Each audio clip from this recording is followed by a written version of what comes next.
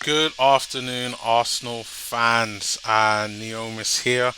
It's the day after the Slavia Prague game, and I thought, normally I'd sit in front of my camera and talk about my thoughts on the Arsenal game, but I see so much talk on Arsenal right now. Just in regards to the way how we played, certain our players' reactions, and I thought instead of me just kind of given my thoughts on what they have to say, I thought let me kind of walk through everything that's been going on, all the news that's been going on there, and kind of give you my reaction based on that. So I thought a perfect way to be able to do that would be to share my screen and to be able to go through some of the news articles that's been going on as well. So as you can see here, I had to Google search Arsenal, and quite a lot of news has been going on. One of them in particular I thought was quite interesting, from the Mirror, talking about Mikel Arteta gets sack warning after Arsenal throwaway win in Slavia Prague. Now, I clearly like to say that in regards to our performance against Slavia Prague, we created lots of chances, and I've had the night to sleep on it and kind of digest everything and give my thoughts, but we were disappointing, and it's a shame because I personally felt with the amount of chances that was created, I think Saka had one chance, possibly two. Um, Lacazette had two. Um, Aubameyang had one when he came on the pitch, and it just was not good enough overall. But that title from the Mirror just kind of sums it all up, because we did throw away everything that's going on. And I know Martin Keown at the end of the game had a lot to say in regards to Arsenal, talking about potential sack warnings from him, and the Mirror kind of congests that down. And I mean, you can see here the quote: "There has been a lot of problems at Arsenal over a number of years. Certain players coming in and out at the football club, so it's not all at his doorstep." And you know what? He's absolutely right. Like, he's coming and he's taken everything that's come on from what Emery was working with, and then Emery had to deal with everything that Arsene Wenger was working with, and everybody's just been trying to glue everything kind of in a way where some things can work, and we're now just seeing that that just has not been the case, and it's something that isn't going to be the situation to kind of grow overall for this kind of Arsenal team. He then continues on to saying, but he's in charge now and he's not quite getting the reaction out of the team. Something must have happened recently, because when he came in, he was having a good reaction. And even though the team started off the season not too great, like after the Fulham game, you saw enough to say that he would have been able to kind of bounce back from this and be able to kind of repair things. And we thought we were starting to see it, but now the way how we've been playing that after the kind of break, it looks like any type of motivation and drive to kind of keep on pushing is just really gone. Um, and then Martin Keown says, he was disappointed at the end there. He's encouraging people to play. Then at the end, when he doesn't want them to play, it's a mixed message, isn't it? Which is true. He then continues on to say they've got to do the right things at the right times, and they're making sloppy mistakes, and it's cost them tonight, and it's absolutely correct. It's cost us. It's cost us big time in regards to everything. Overall, we've allowed them to get an away goal, meaning that we're then going to have to score, for me, at least two, because I expect Slavia Prague to score at home. They have a pretty good home record overall, and it means now Arsenal need to score two, and you probably expect Slavia Prague to score two. But the good thing is that we limited them to only one away goal, which is good because it means that all Arsenal need to focus on in that second leg is scoring the goals, scoring more than what Slavia Prague did uh, at home. So they've got to get two or more, and to stop Slavia Prague from scoring more than them. So it either has to be a win or a draw. They can't lose this one in terms of goals scored. So you have to think of it. This is a new game overall, and they just have to think we either win or we draw. at worst case scenario. That's where it has to be. That's kind of my thoughts on that.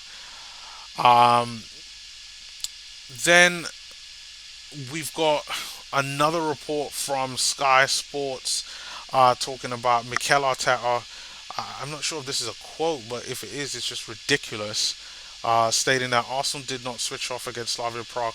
It was a bad decision, which, I mean, it's just ridiculous.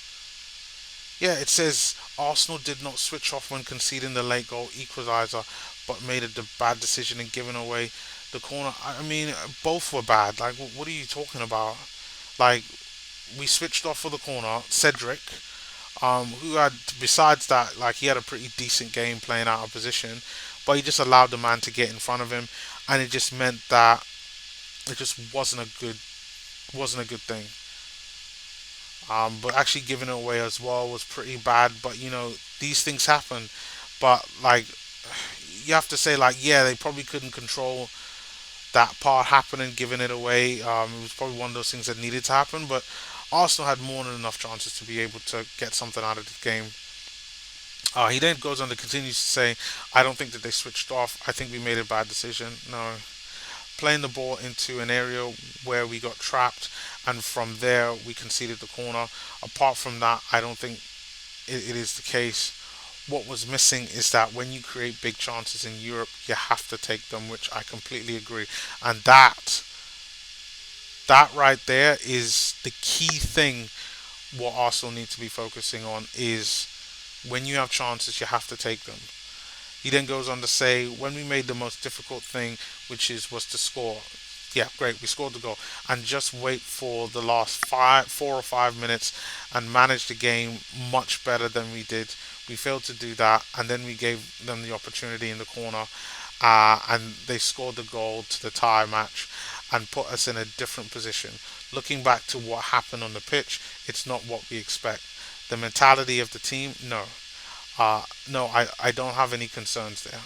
You should have concerns because how we played that game was just unacceptable. Uh, and then Arteta talks about the captain. So, I mean, there was a picture there on Sky Sports. God said Aubameyang, aka Travis Scott, talking about we try to be as transparent and communicate with the players as clear as possible for them to understand the role of the game that they have. And when he came on, he showed the right attitude and right commitment. Yeah, I would say that he did. I mean, he did get the assist for Pepe's goal, which they're probably going to go talk about here now. It says, we know we had the possibility to change things with 5 subs. We believe it was the right time, mate. You should have made a lot of those subs a lot earlier on. You should have made one at least in the 50th minute, or at least at half time, another in the 60th minute, another in the 70th minute and 80th minute, kind of going on that way. Like, there should have been consistent substitutions going on in that game. A lot of those substitutions were made far, far too late to be able to help Arsenal get something more out of it. He then goes on to say, we know in this competition the subs have to say a lot, and they made the impact. Yes, they did. Unfortunately, we did not capitalize at the end, but we saw what we wanted overall. So yeah, you gotta say well done to Nicolas Pepe for that. I thought he had, even as a short instance, he had a great cameo. And I mean, a lot of you know that I, frequently join the watch along at our 101 Arsenal. And I know Apollo put up a stat saying that no other Arsenal player has scored more goals and got more assists than Nicolas Pepe in Europe. And you would have to think with that type of stat, if that's true, he should be starting. Like, if you're not starting him in the league, you should start every single Europa League game. And like, these are the decisions that I question Arteta about, because it just doesn't quite make any sense. And then it says, talks about how we managed that we really well in certain moments. We were much more aggressive today. I agree with that. Like I think we started out the game well. The high pressing game that we had from the start. I thought Granit Xhaka was pretty good. With this pressing, something that we don't really see a lot from him. So maybe it was that rest. I don't know. Maybe it was the criticism of the fans, the criticism from the pundits in regards to Arsenal's performance against Liverpool. But they definitely came out trying to attack, and I think that they put in a lot of effort. It was just more so the end result and actually nailing down the goal, and that's something that we do need to improve overall on the pitch. Arteta then goes on to add, if I didn't believe we could go there next week and win the match, I wouldn't be sitting here. The mindset is that they have to go there, score goals, and win the game. We need to score if we want to go through. Yes, that's the obvious. We've done it in the past, and I'm sure we'll be able to do it do it again. I hope so. I hope we're able to do it again next week. They were Slavia Prague. They're just an annoying side. They structurally they play really well. They're like Stoke. They've got a good foundation that they set everything up. They've got some decent players in and around the kind of final third, and they're consistent in the way how they play their game. So if it's going to be over time, but they will eventually score, which is why Arsenal need to score for me at least 2 goals in order to win this game. Uh, we need to go through at the bare minimum. Um, that's just what's needed. I said in my preview video about 3 goals because that's what Arsenal need in really to go through because I just don't trust Arsenal overall, and it's looking like we will need 3 goals in order for us to be able to go through. So yeah, that is where it's all at. There have been more news I know from the BBC in regards to Arsenal. Some other news in regards to Pierre-Emerick Aubameyang, by the risk of him becoming the next Ozil. I talked about this in my last video, just based on his salary. I think he's looking like the next Mesut Ozil. But then I think finally for this video, I want to talk about the last story in regards to Folarin Balogun. So it looks like Arteta has convinced Folarin Balogun to sign a new deal, which I do have to say I am loving the sound of that. I'm incredibly surprised, and I think it's very interesting how the Arsenal PR department can just let this information drop just a day or 12 hours, 12, 13 hours after suffering a loss against against Slavia Prague. So I am not surprised about that. Let me clear this out the way. So it goes on to say that Arsenal are close to tying down Folarin Balogun for a new deal. Sportsmail, I haven't heard of them, understands Balogun is on the verge of agreeing a new contract to the months of uncertainty over his future. Obviously, we know all the details in around that. It said though he is set to extend his stay at Arsenal once a few final details are resolved, with Mikel Arteta managing to convince Balogun that he has a long-term future at the Emirates. Um, England under 20 striker Balogun is rated as one of the best young forwards in the country. Prolific at youth level for the Gunners, Balogun has shown his potential in his fleeting appearances for Arsenal's first team, scoring twice in 5 substitute appearances, which is good. Says that he's also scored 8 goals and set up 2 more in 16 appearances for Arsenal's under 23. Yeah, he's done pretty well at under 23 level. I do have to say that.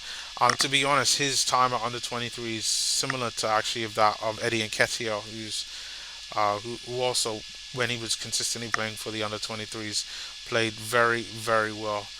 It's also said that other Premier League rivals have been interested in him, like Man City. I didn't see that coming. Everton, I can understand why they would want to.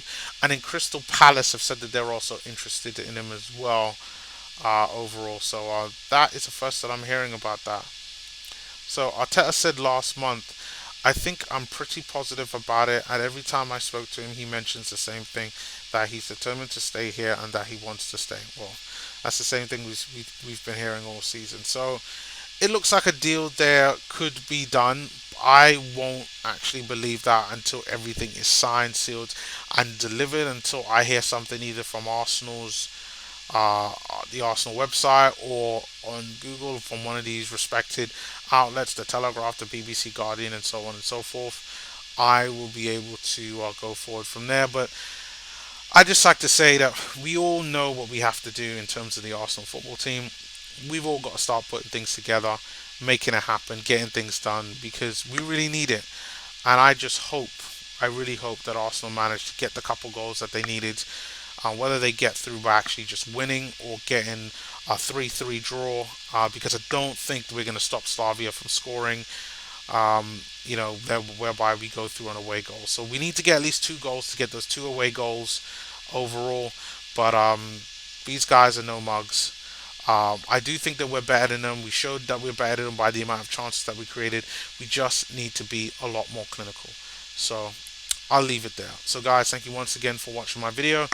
Do check out some of my more Arsenal content, which should be somewhere around here. You should see now in the end screen everything that's been going on. But until then, I will see you all next time on my next video, which should be there.